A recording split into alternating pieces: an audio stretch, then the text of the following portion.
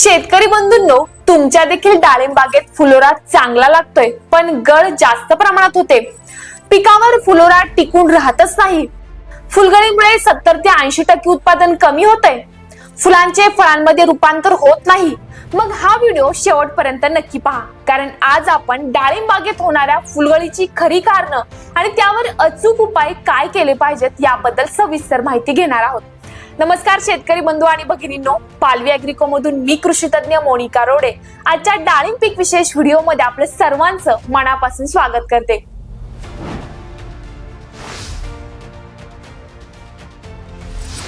डाळिंब पिकाचे नियोजन करत असताना अपेक्षित उत्पादन कमी होण्यामागे सर्वात मोठं कारण म्हणजे फुलगळ आणि फळगळीची समस्या पाहायला मिळते. आंबिया बहारामध्ये ही समस्या तर मोठ्या प्रमाणात दिसतेच, सोबतच हस्तबहारामध्ये देखील डाळिंबावर मोठ्या प्रमाणात ही गळ दिसून आलेली पाहायला मिळते. फुलगळीच्या समस्येमुळे तर जवळपास 70 ते 80% बागा देखील गेल्या होत्या. पिकामध्ये येणारी गळ समस्या ही वेगवेगळ्या कारणामुळे येत असते, जसं की हवामानामधील बदल, पाण्याचा तुटवडा, अन्नद्रव्ये, खतांचा अभाव, तसेच कीड आणि बुरशीजन्य रोगांचा प्रकोप यांचा समावेश असतो. या सर्व कारणांमुळे डाळिंबाच्या उत्पादनावर गंभीर परिणाम होतो. पण मग आता प्रश्न असा की नक्की या कारणांचा परिणाम पिकावर कशा पद्धतीने होतो? डाळिंब पिकात होणारी फुलगळ ही हंगामानुसार आणि वेगवेगळ्या कारणामुळे होत असते. ज्याप्रमाणे पावसाळ्यात जास्त प्रमाणात पाऊस झाल्याने किंवा जास्त प्रमाणात नत्राचे प्रमाण झाल्याने फुलगळ दिसून येते, अगदी त्याचप्रमाणे उन्हाळ्यात देखील मोठ्या प्रमाणात डाळिंब बागेत फुलगळ दिसते. उन्हाळ्यात जास्त प्रमाणात राहणारी उष्णता, कडक होणारी जमीन, पाण्याची पडलेली कमतरता यामुळे फुलगळ होते. या व्यतिरिक्त जसं की पिकाला देखील पिकाच्या प्रत्येक अवस्थेला वेगवेगळ्या अन्नद्रव्यांची गरज पडत असते, अगदी तसंच फूल आणि फळ अवस्थेला देखील पिकामध्ये बोरॉन आणि कॅल्शियमची कमतरता असेल तर पिकामध्ये फुलगळ जास्त प्रमाणात दिसून येते. व्यतिरिक्त कारणे आपण पाहिली तर जसं की फुलधारणे वेळी जर बुरशीजन्य रोगांचा प्रादुर्भाव पिकावर होत असेल तर त्याने देखील फुलगळ होते. कारणे फक्त एवढेच मर्यादित नाहीत.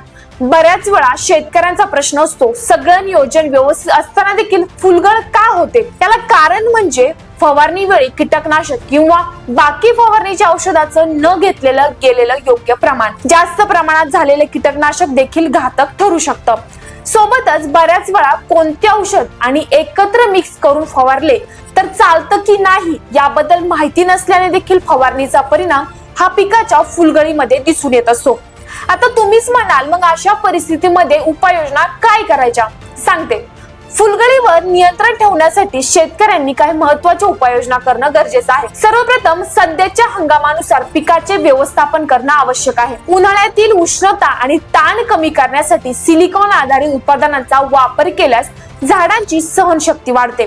तसेच आपसाईटीचा वापर आपण पाण्यातून केल्यास मातीची स्थिती देखील सुधारण्यास मदत होते.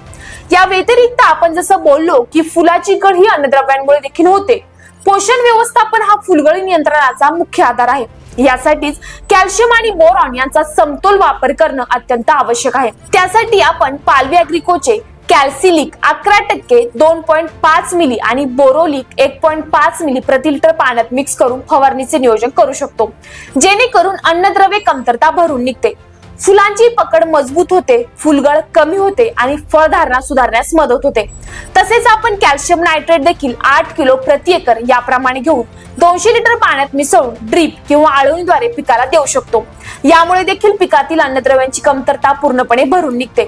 फुलगळ आणि फळगळ सारखी जी समस्या आहे तर ती पूर्णपणे कमी होऊन फळधारणा चांगल्या प्रकारे सुधारण्यास मदत होते. एकूणच काय तर फळगळ ही गंभीर समस्या असली त्या योग्य वेळी आपण योग्य उपाययोजना केल्यास ती देखील नियंत्रणात आणता येते. नियमित बागेची पाहणी, संतुलित पाणी व खत व्यवस्थापन आणि योग्य फवारणी यामुळे उत्पादनात निश्चितच वाढ होऊ शकते आणि शेतकऱ्यांना होणारे आर्थिक नुकसान देखील टाळता येतं. तर शेतकरी बंधूंनो, डाळिंब पिकाचे नियोजन करत असताना तुम्हाला काय काय समस्या येतात कमेंटद्वारे नक्कीच कळवा. सोबतच व्हिडिओ आवडल्यास लाईक करा, बाकी शेतकरी बंधूंना देखील पाठवायला विसरू नका आणि असेच महत्त्वपूर्ण व्हिडिओ पाहण्यासाठी आपल्या पालवी ॲग्रिको चॅनलला सबस्क्राईब करायला विसरू नका. धन्यवाद.